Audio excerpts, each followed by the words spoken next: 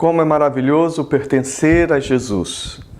Como é algo enriquecedor para as nossas vidas saber que nós servimos não apenas a um Deus vivo, um Deus verdadeiro, um Deus que criou todas as coisas, um Deus que é único, um Deus que é Senhor, mas é uma bênção também saber que esse Senhor, esse Deus Todo-Poderoso, esse Deus que é tão grande que a nossa mente não é capaz de compreendê-lo totalmente.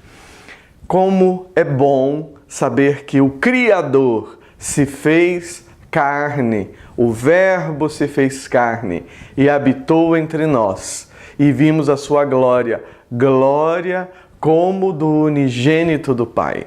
Isto é algo precioso para as nossas vidas. E quando nós estudamos Cristologia ou a doutrina acerca de Cristo, o ensinamento da Bíblia a respeito de Deus o Filho, nós temos essa oportunidade maravilhosa de estarmos então pensando em Cristo, em tudo aquilo que Ele é, em tudo aquilo que Ele representa para as nossas vidas.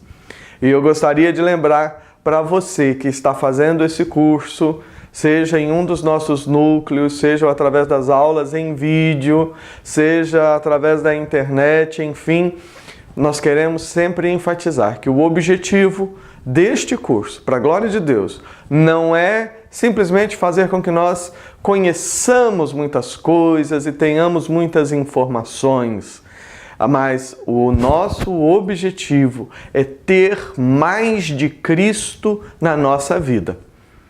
Esse é o seu desejo? Essa é a nossa oração.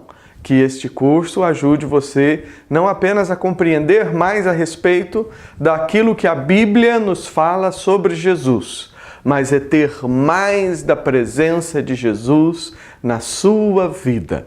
Porque a vida cristã, a vida que agrada a Deus, a vida que glorifica o Pai, não é algo vivido pela nossa força, pelo nosso esforço, mas é Cristo vivendo em nós. E nesta aula nós vamos estar vendo exatamente este aspecto tão precioso que é Cristo e o seu povo. O relacionamento de Jesus com a igreja, o relacionamento de Jesus com o seu povo, com a sua família, com os seus amados. E quando nós olhamos a pessoa de Jesus nessa perspectiva, nós compreendemos que Jesus é primeiramente o cabeça da igreja. Jesus ele é a cabeça do corpo, o cabeça. Jesus é também o Salvador. Nós precisamos pensar um pouquinho sobre este conceito, o conceito de Jesus como Salvador. Porque tem muitas pessoas que ainda pensam que Jesus Cristo, Ele salva, mas não salva completamente. Em outras palavras, tem muitas pessoas que acham que ainda precisam completar a obra de Cristo e fazer alguma coisa a mais para a sua salvação. E com isso perdem a bênção, porque a salvação não é por obras, para que ninguém se glorie. Jesus é o Salvador, que nos transforma. E, em terceiro lugar, nessa aula, nós veremos que Jesus é também o Redentor. É aquele que nos redime, é aquele que nos santifica, é aquele que nos glorifica.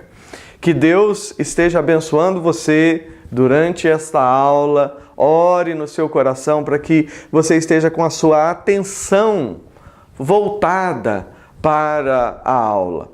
Eu sei que muitas vezes, numa aula em vídeo, uma aula pela internet, ou mesmo numa aula quando o professor está presente, às vezes há toda uma ação do inimigo da nossa carne fazendo com que a nossa mente se disperse e você não preste atenção. Mas a minha oração e a sua oração deve ser essa: que Deus nos abençoe, que o Espírito Santo esteja levando os nossos pensamentos cativos a Cristo, para nós aprendermos mais.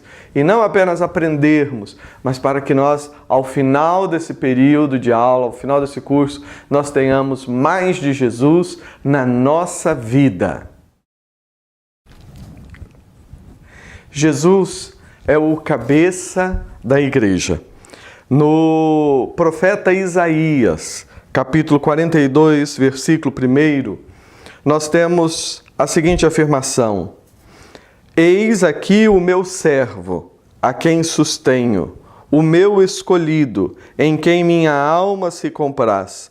Pus sobre ele o meu espírito, e ele promulgará o direito para os gentios. Veja só que toda a profecia de Isaías, ela se refere à pessoa de Jesus Cristo. Alguns escritores se referem a Isaías como sendo o Evangelho no Antigo Testamento. O livro que trata da pessoa de Jesus de uma forma clara no Antigo Testamento. E Isaías nos fala a respeito do Messias. Messias significa o ungido, o enviado de Deus. Messias é uma palavra de origem hebraica. A mesma palavra nós usamos no Novo Testamento como sendo a palavra Cristo. Cristo também significa o ungido de Deus, o Messias. Só que Cristo é uma palavra em grego. Então, Cristo significa Messias. Ou seja, Messias, Cristo, tem o mesmo significado. Quando nós falamos Jesus o Cristo, quando no Novo Testamento, melhor dizendo, nós encontramos as pessoas se referindo a Jesus como o Cristo. O que elas estão afirmando, olha, Jesus, tu és o Messias, aquele que nos foi prometido lá na profecia de Isaías e em várias outras partes do Antigo Testamento. Mas quem é o Messias? O Messias é o ungido de Deus. É o próprio Deus que estaria vindo para habitar entre nós. É assim que nós temos as profecias tão maravilhosas, dizendo que um menino haveria de nascer e o governo estaria sobre os seus ombros, e o seu nome seria Maravilhoso, Conselheiro, Deus Forte, Pai da Eternidade, Príncipe da Paz. Isaías também afirma que um sinal vos será dado, eis que a Virgem conceberá e dará à luz a um filho, e ele será chamado de Emanuel, que quer dizer Deus conosco. Veja só, quando a Bíblia fala que Jesus, que o Cristo seria o Emanuel, Deus conosco, isso é algo forte, não é uma simbologia. Não é dizer que aquele homem que haveria de nascer seria, digamos assim, um profeta ou simplesmente um anjo que estaria se encarnando ou coisa parecida, como algumas seitas heréticas dizem por aí. Não! A Bíblia está falando é que Deus estaria conosco na pessoa de Jesus Cristo.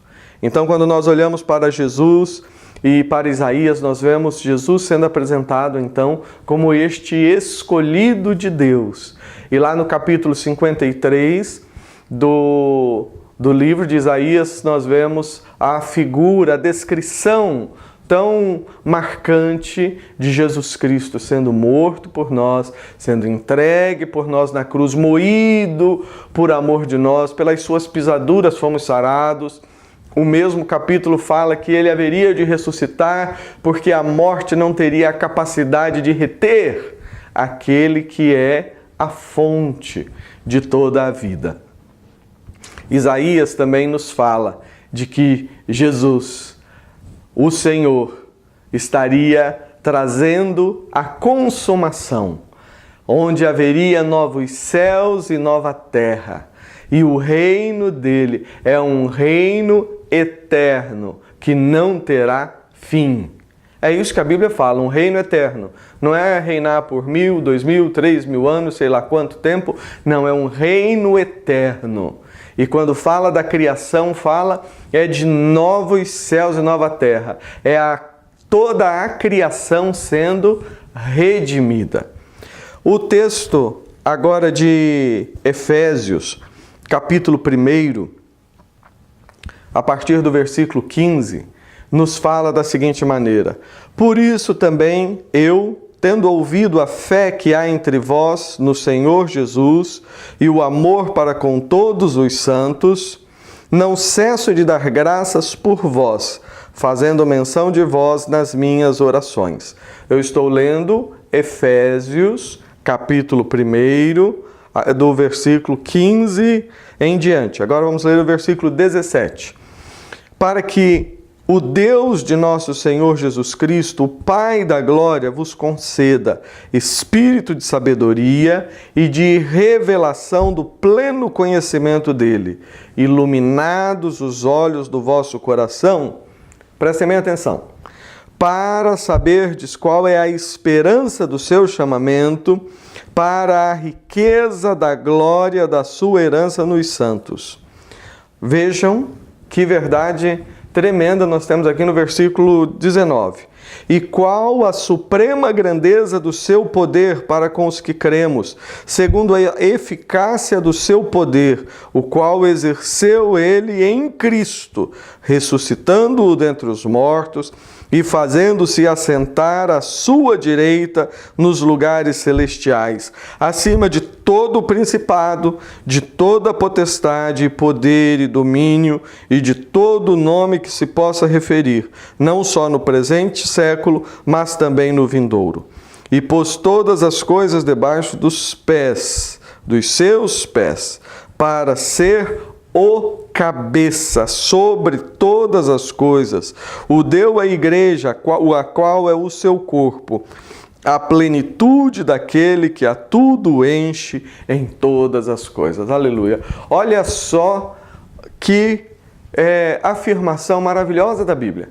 Primeiramente diz que o mesmo poder que Deus usou para ressuscitar Jesus Cristo dentre os mortos, é esse mesmo poder que Deus usa na minha vida e na sua vida. Esse é o poder que nós temos à nossa disposição.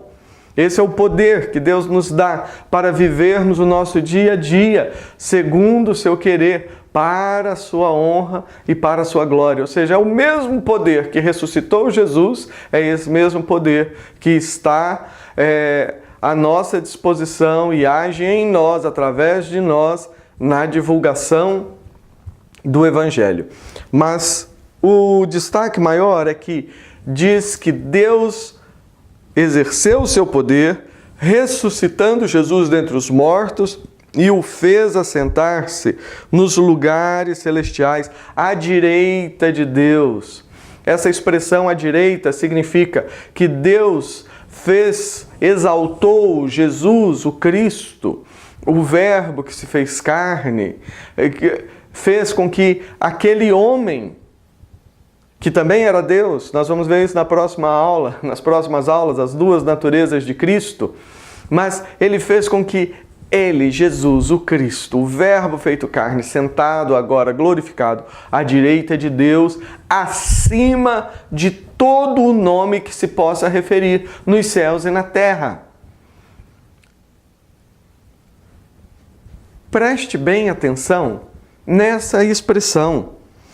Diz que Deus colocou Cristo, o fez assentar à sua direita, nos lugares celestiais, acima de todo o principado e de toda a potestade. Jesus é Deus, está assentado ao lado de Deus, ao lado do Pai.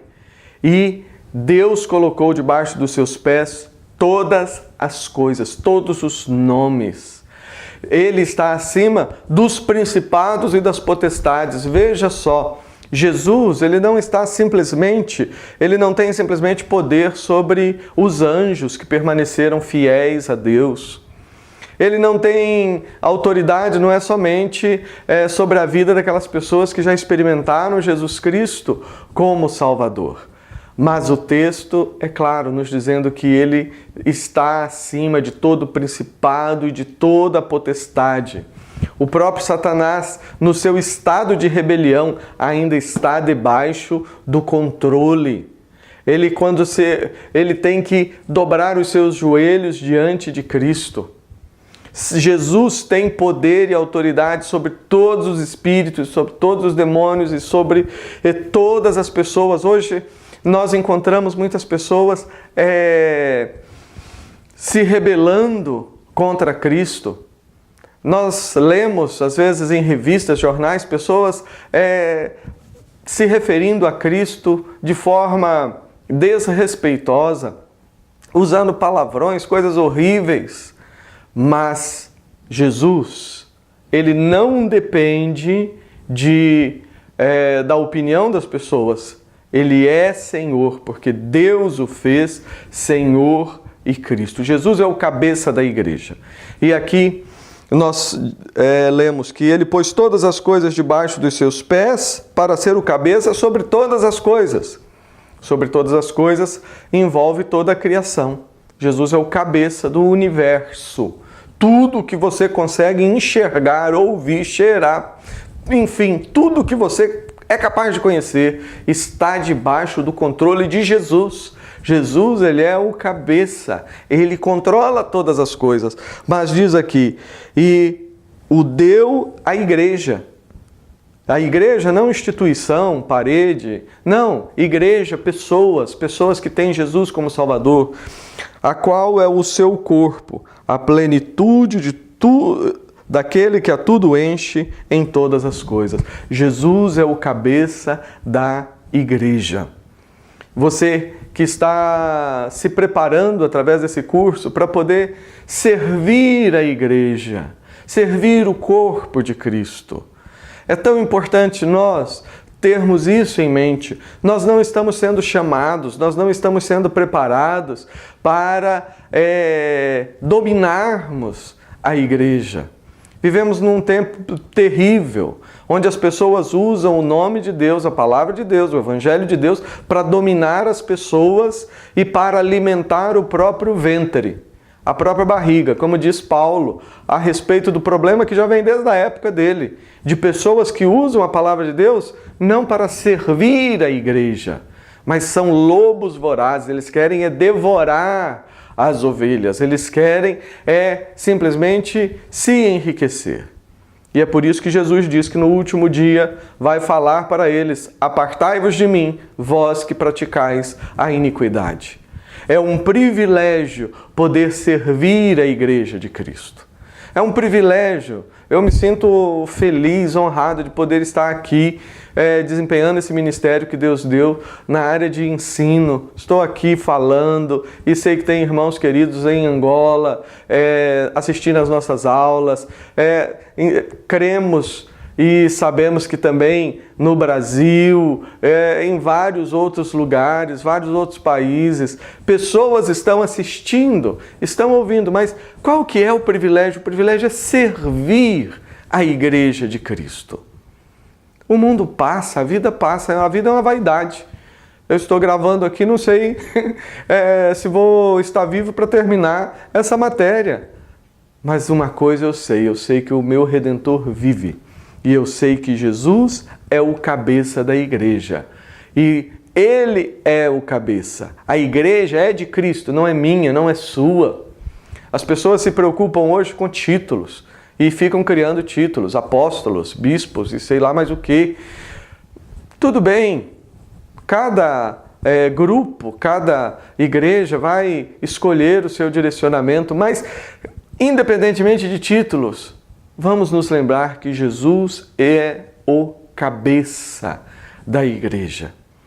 E eu me lembro que ainda garoto, quando já no meu coração sonhava em ser pastor, em servir a Deus, eu me lembro que me impressionava aquele texto onde Jesus ele falava para que nós não fôssemos como os fariseus, que gostavam de usar aquelas roupas que os identificava como religiosos, gostavam daquela honra, aquela coisa. Não, meu querido, minha querida, você que está sendo chamado por Deus para ser ministro do Evangelho, para ser instrumento de bênção nas mãos de Deus, grave isso na mente e no seu coração. Jesus Cristo é o cabeça da igreja. O nosso grande privilégio é servir a Cristo. Nós devemos ter no nosso coração a mesma atitude de João Batista, quando ele disse: convém que Cristo cresça, que eu diminua. Não é importante que saibam o meu nome, Não é importante que conheçam o seu nome. Não é importante que na próxima geração as pessoas se lembrem de nós, mas é importante que as pessoas lembrem-se de Cristo, conheçam a Cristo, porque Jesus é o cabeça da igreja. A Ele honra e glória pelos séculos dos séculos. Amém.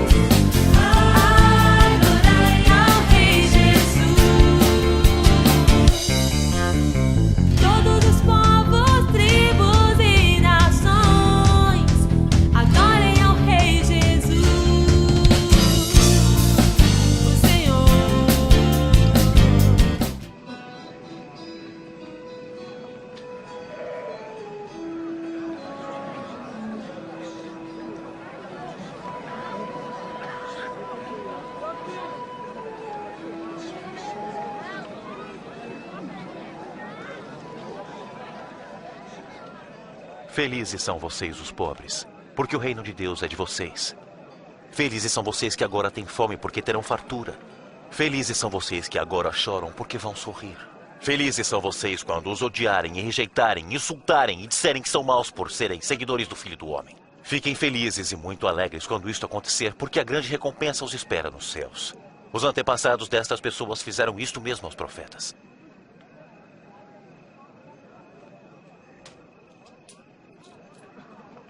Dezesseis, 17, 18, 19, 20. É só o que eu tenho. Mas como é só o que tem? Pobres de vocês que agora são ricos, porque já tiveram sua alegria.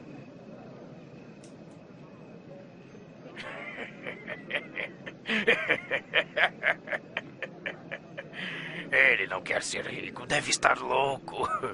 Ai de vocês que agora estão rindo, porque vão chorar e lamentar.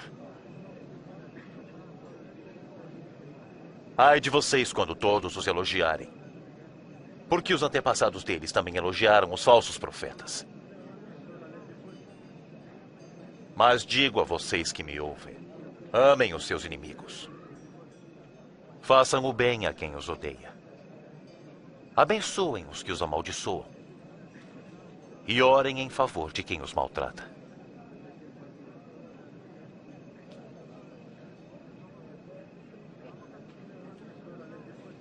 Se alguém lhes der um tapa na cara, ofereçam o outro lado a ele.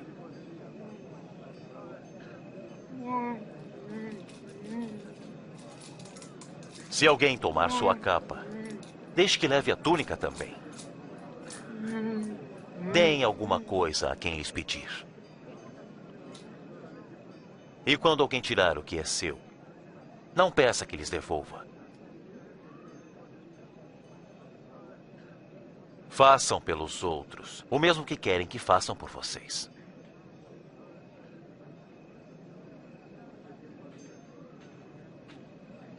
Se amam somente aqueles que os amam, por que esperam a recompensa divina? Até as pessoas de má fama o fazem. E se fazem o bem somente àqueles que lhes fazem o bem, por que esperam a recompensa divina? Até as pessoas de má fama fazem assim. Mas como ele pôde tocar lá? Como ele pôde falar com ela? Que nojento.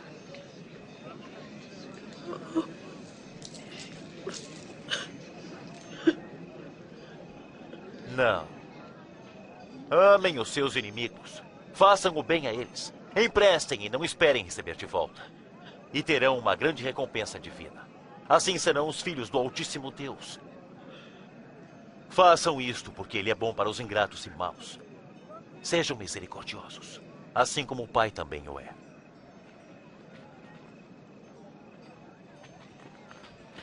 Salve-nos, Jesus! Não julguem e Deus não julgará vocês. Não condenem, e Deus não condenará vocês. Perdoem, e Deus perdoará vocês. Guie-nos em teus caminhos, Senhor.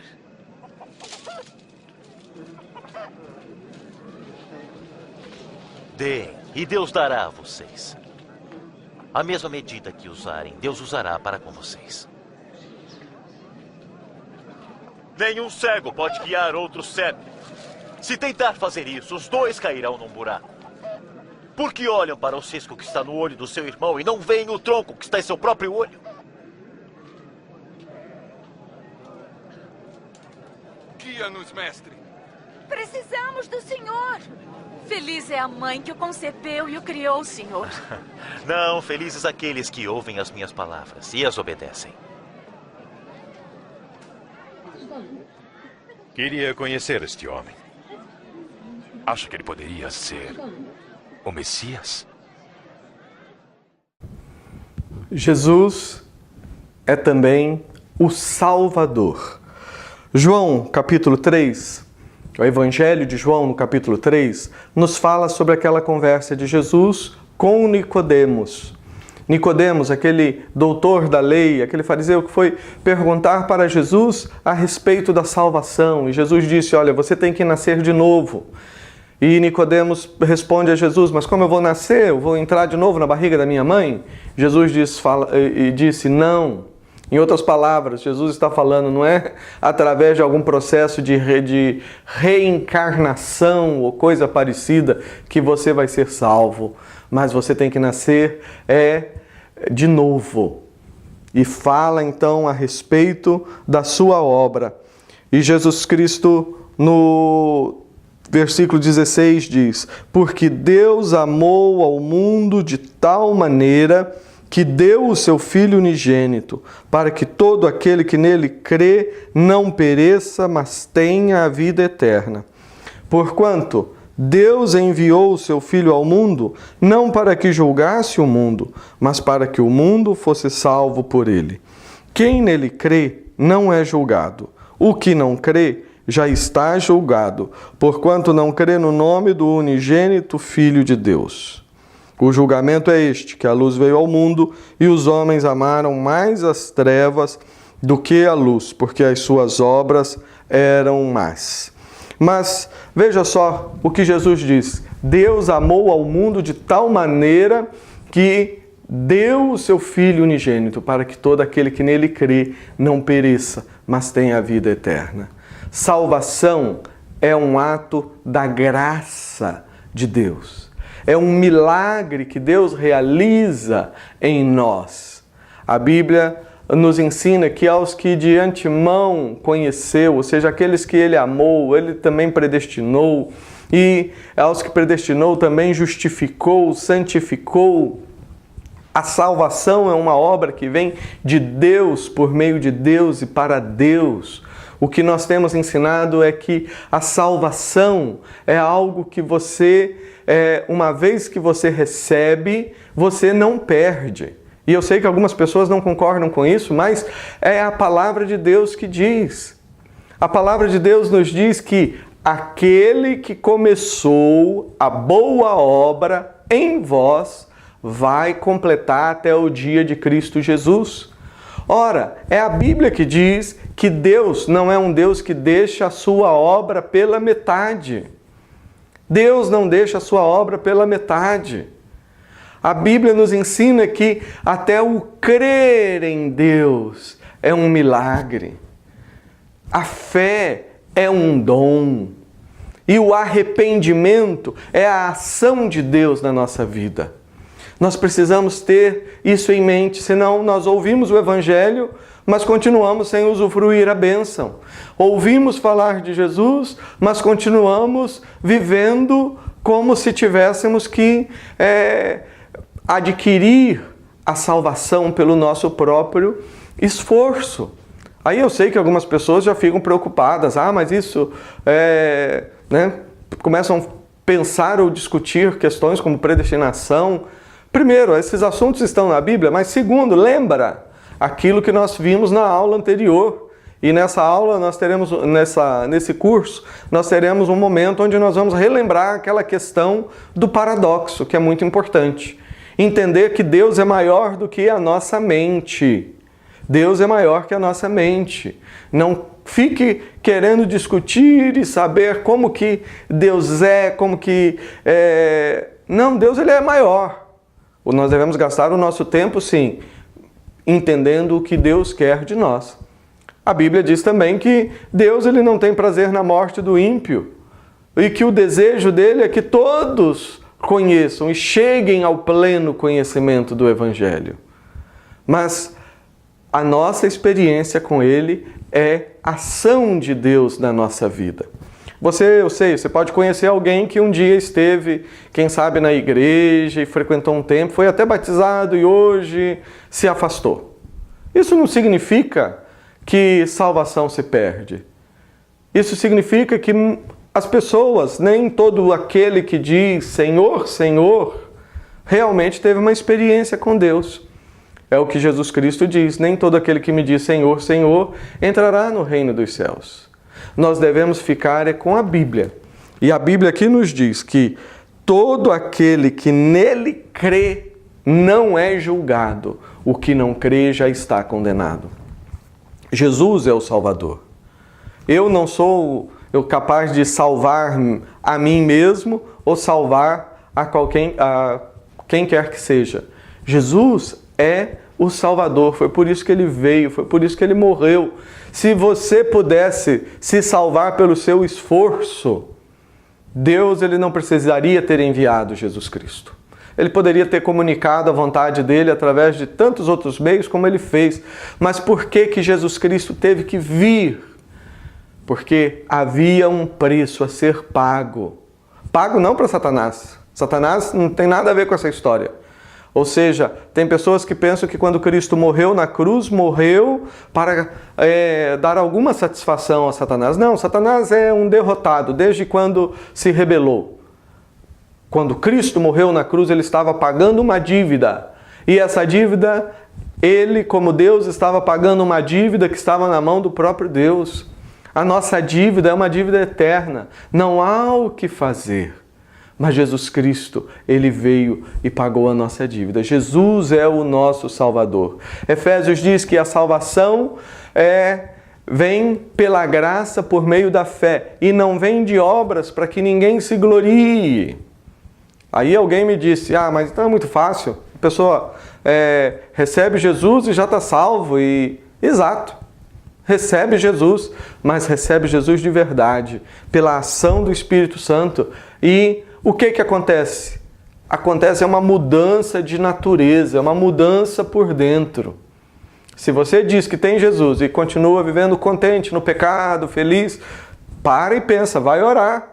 Será que realmente você teve uma experiência com Cristo? Porque quando a pessoa conhece Jesus de verdade, essa salvação que não se perde, essa obra que Deus começa e termina, a vida muda. E muda não pelo esforço, mas ela muda pela ação do Espírito Santo. Você sim tem que ler a palavra, fugir do pecado, você é responsável pelas suas atitudes, mas não deixe que um pecado tão terrível como o orgulho e a vaidade tome conta do seu coração.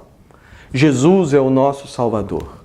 E Jesus ele nos salva não apenas lá naquele dia quando nós tivemos um momento para dizer a todos que, olha, eu quero ter Jesus na minha vida. Jesus é o nosso Salvador, ele nos salva diariamente. Todo momento nós precisamos experimentar a presença desse Salvador que está fazendo essa obra e que vai concluí-la no dia do seu regresso, no dia em que seremos glorificados com Ele em glória. Nós vamos continuar falando sobre esse assunto.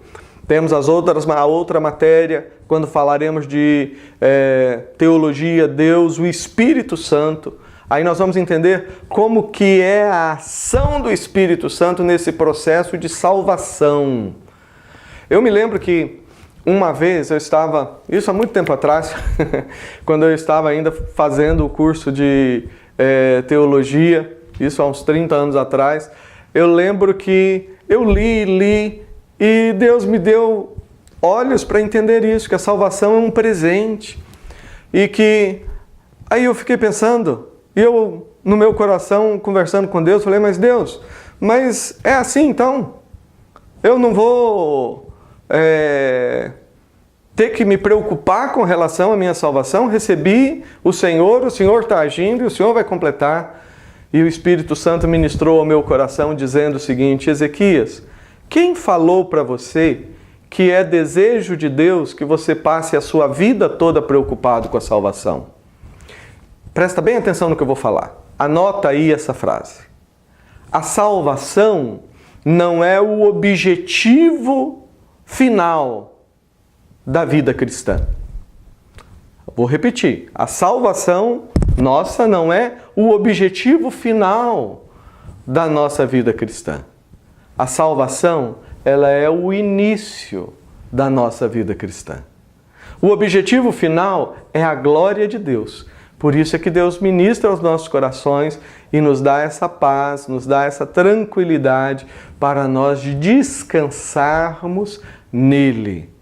E com o coração aí descansado, abençoado, tranquilo, nós poderemos então viver eternamente na presença de Deus. Com o coração descansado, nós poderemos então estar vivendo hoje, não preocupado com a nossa própria salvação, porque ela já nos foi dada, mas nós devemos ter no nosso coração uma chama, um fogo que queima e nos faça pensar naqueles que ainda não ouviram o Evangelho, aqueles que ainda não ouviram a palavra de Deus. É isso que nós temos que ter em mente. Esse deve ser o nosso alvo. Não vamos gastar a nossa vida correndo atrás do vento.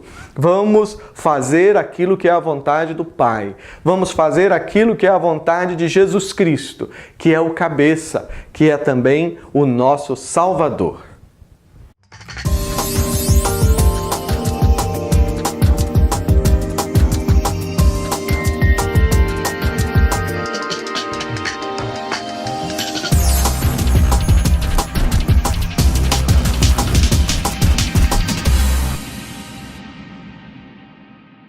João, capítulo 1, do versículo 10 ao 13. O Verbo estava no mundo. Jesus estava no mundo. O mundo foi feito por intermédio dele, mas o mundo não o conheceu. Veio para o que era seu, e os seus não o receberam.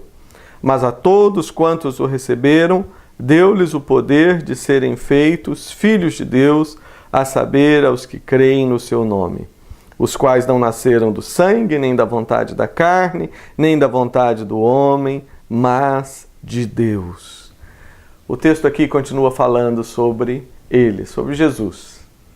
E diz que Jesus, ele estava no mundo, porque o mundo foi feito por intermédio dele. O que a Bíblia está nos dizendo aqui, que Jesus, ele é Deus. Jesus, ele não começou a existir após o seu nascimento na manjedoura. Ali, no nascimento, a história que todos nós conhecemos tão bela, que envolve Maria, José, etc. Aquilo ali foi o momento no qual a promessa de Deus de vir ao nosso encontro para, na forma de homem perfeito, poder levar na cruz os nossos próprios pecados. Então, naquele momento, lá na manjedoura, essa profecia se cumpre.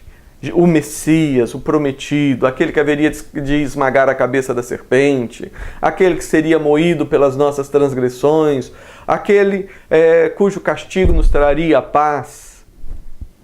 Jesus nasceu como homem, mas como Deus, Jesus é eterno. E é por isso que o texto fala que Jesus, ele veio para o que era seu. Ele estava já no mundo, porque o mundo foi feito por intermédio dele.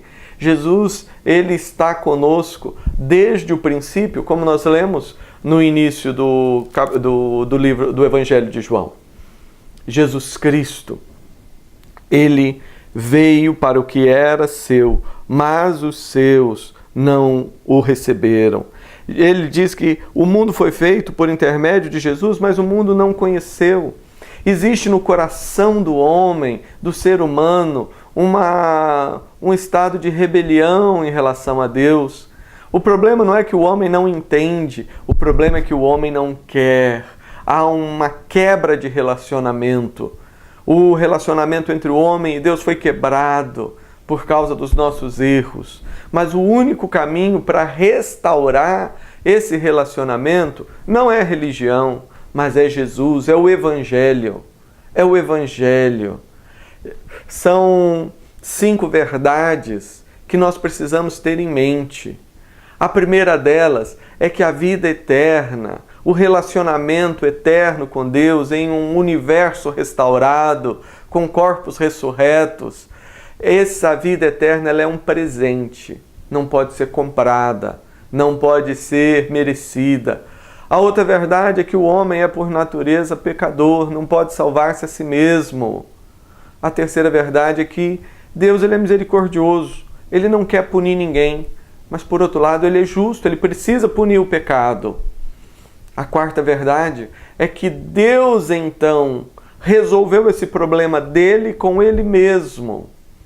Esse problema que envolve a sua misericórdia e ao mesmo tempo a sua justiça. Ele resolveu isso enviando Jesus. Ele próprio se fez carne e veio até nós. Jesus então veio, viveu uma vida santa, perfeita, morreu e ressuscitou com o mesmo corpo, um corpo que comia, que bebia. Essa é a grande promessa, é o centro do Evangelho, que nos fala da graça, mas nos fala também de eternidade, nos fala de ressurreição, nos fala que sepultura não é o ponto final. Jesus Cristo, ele veio trazer vida. É uma coisa tão maravilhosa. E diz: mas a todos quantos o receberam, deu-lhes o poder de serem feitos filhos de Deus.